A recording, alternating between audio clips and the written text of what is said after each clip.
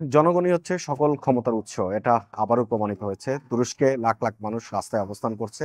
মূলত ইস্তাম্বুলের যে মেয়র, সেই মেয়রকে মুক্তির দাবিতে তুরস্কে ছাত্র জনতা রাস্তায় নেমেছে। তারা সেখানে অবস্থান ধর্মঘট কর্মসূচি পালন করছে। পুলিশের টিয়ার সেল বা পুলিশের হস্তক্ষেপ সেখানে লক্ষ্য করা যাচ্ছে। বিভিন্ন গণমাধ্যমে এই সমস্ত ছবি আসছে। যদিও তুরস্কের প্রেসিডেন্ট রিসেপ তাইয়েপ এরদোয়ানের সমর্থনে একসময় 2016 সালে যখন তুরস্কে আমেরিকার ষড়যন্ত্রে একটা সেনা কু হওয়ার সম্ভাবনা দেখা দিয়েছিল এবং রিসেপ তাইয়েপ এরদোয়ানের ক্ষমতাচ্যুত করার যে প্রক্রিয়া ছিল, সেই প্রক্রিয়া কিন্তু জনগণ ঠেকিয়ে দিয়েছিল। তখনকার সময় রিসেপ তাইয়েপ এরদোয়ানের সমর্থনে লাখ লাখ মানুষ রাস্তায় নেমেছিল এবং বলা হচ্ছিল যে মুসলিম বিশ্বের অন্যতম নেতা হয়ে উঠছেন রিসেপ তাইয়েপ এরদোয়ান।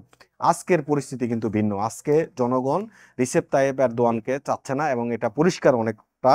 কারণ ইস্তাম্বুলের যে মেয়র ইমামোগ্লু, তাকে গ্রেপ্তারের পরপরই কিন্তু তুরস্কের মানুষ রাস্তায় নেমে এসেছে। তুরস্কের মানুষ ইমামোগ্লুর মুক্তির দাবি জানাচ্ছে। এদিকে ইমামোগ্লু কিন্তু তিনি জেলখানায় বসে একের পর এক সামাজিক যোগাযোগ মাধ্যমে পোস্ট করছেন, জনগণকে রাস্তায় শান্তিপূর্ণ অবস্থান করার জন্য তিনি বলছেন এবং কোনো ধরনের সহিংস আচরণ যেন না করেন সেটা তিনি জনগণের প্রতি দাবি রাখছেন, আহ্বান জানাচ্ছেন। এদিকে রিসেপ তাইয়েপ এরদোয়ান বলছেন কিন্তু জনগণ যারা রাস্তায় নেমেছে তারা সহিংস আচরণ করছে, দোকানপাট ভাঙচুর করছে, বিভিন্ন সরকারি স্থাপনায় আগুন দিচ্ছে। যদিও এর সপক্ষে এখনো পর্যন্ত কোনো ছবি, ভিডিও বা কোনো প্রমাণ কিন্তু সামাজিক যোগাযোগ মাধ্যমে বা গণমাধ্যমে আসেনি। রিসেপ তাইয়েপ এরদোয়ানের বক্তব্য হচ্ছে, যারা আজকে বিরোধী দল, যেই বিরোধী দল থেকে ইমামোগ্লু 2028 সালে প্রেসিডেন্ট প্রার্থীরা ঘোষণা করেছেন এবং এরদোয়ানের প্রতিদ্বন্দ্বী প্রার্থী হিসেবে বলা হচ্ছে। এখন প্রশ্ন হচ্ছে, এরদোয়ান তার যে নিশ্চিত পরাজয়, সেই পরাজয় জেনেই কি ইমামোগ্লুকে জেলে পুড়িয়ে দিয়েছে কিনা বা তার বিরুদ্ধে যে অভিযোগ এসেছে সেই অভিযোগগুলো এরদোয়ান নিজে থেকে করছে কিনা, সেই বিষয়গুলো এখন চিন্তার বিষয়। এবং বিশেষ করে জার্মানি কিন্তু ইতিমধ্যে একটি বক্তব্য দিয়েছে। জার্মানি বলছে যে এই যে ইমামোগ্লুকে বিনা কারণে জেলে ঢুকানো হয়েছে তার জবাবদিহি করতে হবে এবং স্পষ্ট জবাবদিহিতা চাচ্ছে জার্মানি।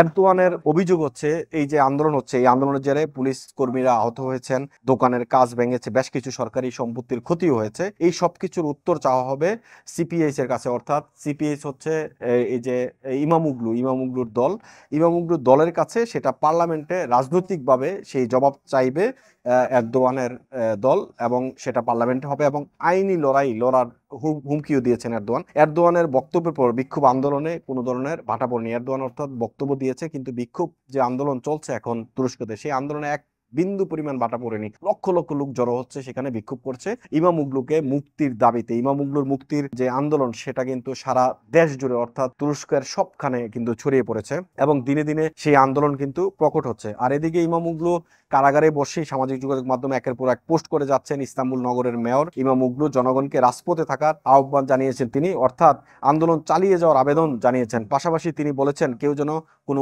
উস্কানিতে পা না দেন, পুলিশের সঙ্গে যেন কেউ সংঘর্ষে জড়িয়ে না পড়েন। তিনি লিখেছেন, সাধ্যের বেশি চেষ্টা করছি এই পরিস্থিতি থেকে মুক্তি হতে। এদিকে জার্মানির কথা যে বলছিলাম, জার্মান চ্যান্সেলর উলাফ সোলজের মুখপাত্র গতকাল জানিয়েছে, ইস্তাম্বুলের মেয়র গ্রেপ্তার ও বিভিন্ন মামলায় তাকে হয়রানি কোনোভাবেই মেনে নেওয়া যায় না। কেন এই পদক্ষেপ নেওয়া হয়েছে তা দ্রুত জানাতে হবে এবং স্বচ্ছতা বজায় রাখতে হবে। বিবৃতিতে বলা হয়েছে, তুরস্কে যা ঘটছে তা গণতন্ত্রের পক্ষে শুভ নয়। এই ঘটনা তুরস্ক ও ইউরোপীয় ইউনিয়নের সম্পর্কে প্রভাব ফেলবে বলে জানিয়েছে জার্মানি। তো সুতরাং এই যে পরিস্থিতি, এখন বিভিন্ন দেশে দেশে আন্দোলন চলছে, সংগ্রাম চলছে, পরিস্থিতি দিন দিন খারাপ হচ্ছে।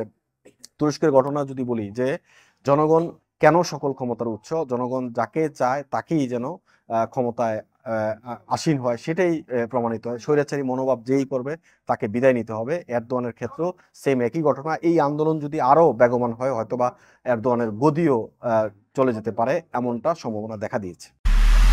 এমআইবি সংবাদ ও সংবাদ সংশ্লিষ্ট অনুষ্ঠান দেখতে ভিজিট করুন www.mibtelevision.tv ও facebook.com/mibtelevision.tv এবং সাবস্ক্রাইব করুন youtube.com/mibtelevision এ। এমআইবি টেলিভিশন, সত্য খবর, সঠিক খবর।